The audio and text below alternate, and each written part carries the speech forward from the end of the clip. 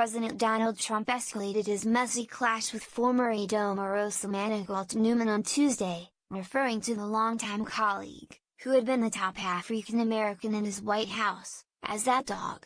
Trump tweeted a barrage of insults Tuesday morning as Manigault Newman continued promoting her White House tell-all and releasing secret audio recordings. Her book paints a damning picture of Trump, including her claim that he used racial slurs on the set of his reality show The Apprentice. "When you give a crazed, crying lowlife a break, and give her a job at the White House, I guess it just didn't work out," Trump said. "Good work by General Kelly for quickly firing that dog." John Kelly is White House Chief of Staff.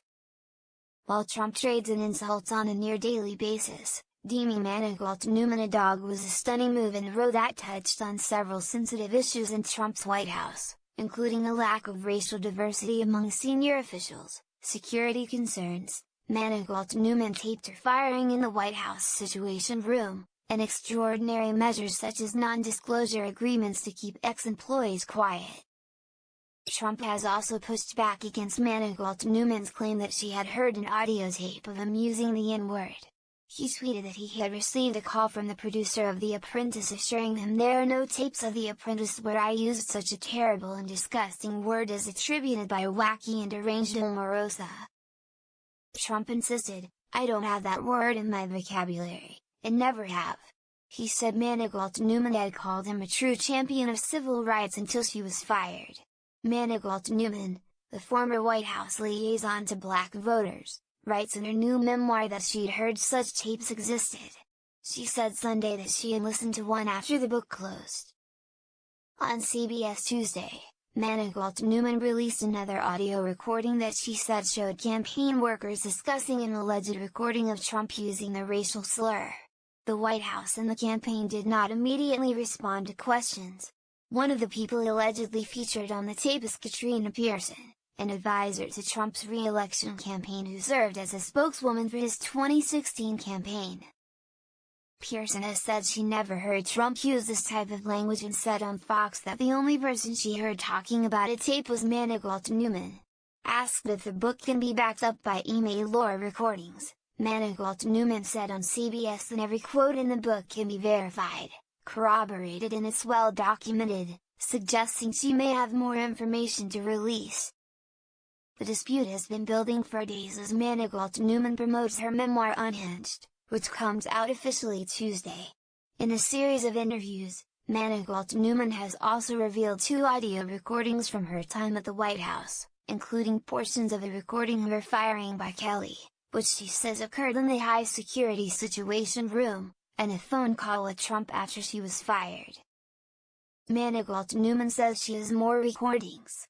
Asked on MSNBC's Hardball if special counsel Robert Mueller, investigating possible coordination between the Trump campaign and Russia, would be interested in any of them, she said, "If his office calls again, anything they want, I'll share." Trump officials and a number of outside critics denounced the recordings as a serious breach of ethics and security, and White House aides worried about what else Manigault Newman may have captured in the West Wing. The tape recording appears to show Trump expressing surprise about her firing, saying "nobody even told me about it." But Manigault Newman said he probably instructed General Kelly to do it. On Twitter, Trump declared Monday that she had been fired for the last time, a reference to her appearances on his reality TV show. He said Kelly had called her a loser and nothing but problems, but he himself had tried to save her job, because he liked her public comments about him. "I told him to try working it out, if possible, because she only said great things about me, until she got fired," Trump tweeted. Responding on NBC, Manigault Newman said, "I think it's sad that with all the things that's going on in the country that he would take a time out to insult me and to insult my intelligence." She added, "This is his pattern with African Americans." First Lady Melania Trump, meanwhile, is disappointed that Manigault Newman is lashing out and retaliating in such a self-serving way, especially after all the opportunities given to her by the president, said White House spokeswoman Stephanie Grisham. Manigault Newman's exit does highlight the lack of diversity among Trump's top aides. She was the highest-ranking African American on the White House staff. She said on NBC that in her absence they're making decisions about us without us. Trump's battle with Omarosa underscores the racial tensions that have defined his presidency.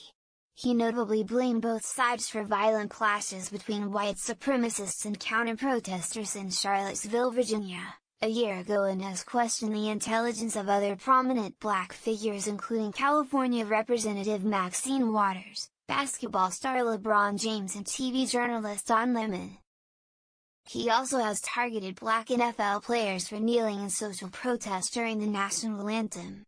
Manigault Newman also alleges that Trump allies tried to buy her silence after she left the White House, offering her $15,000 a month to accept a senior position on his 2020 re-election campaign along with a stringent non-disclosure agreement.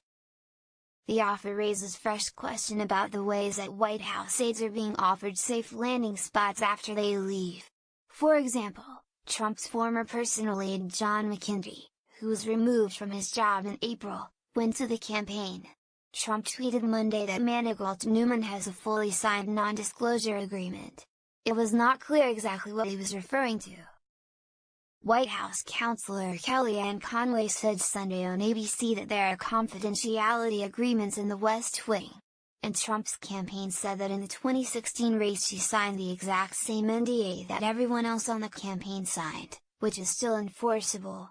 Meanwhile, Trump's attorney, Rudy Giuliani, said on Fox and Friends Monday that Manigault Newman may have broken the law by recording private conversations inside the White House. She's certainly violating national security regulations, which I think have the force of law, Giuliani said.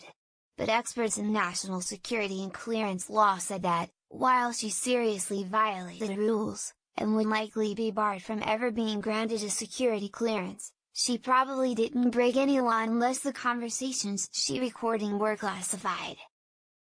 In the recording with Kelly, which Manigault Newman quotes extensively in her new book, Kelly can be heard saying that he wants to talk with her about leaving the White House. It's come to my attention over the last few months that there's been some pretty, in my opinion, significant integrity issues related to you, Kelly is heard saying.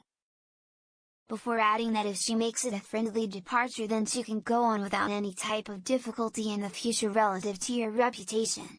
Manigault Newman said she viewed the conversation as a threat and defended her decision to covertly record it in other White House conversations, saying otherwise no one would believe her.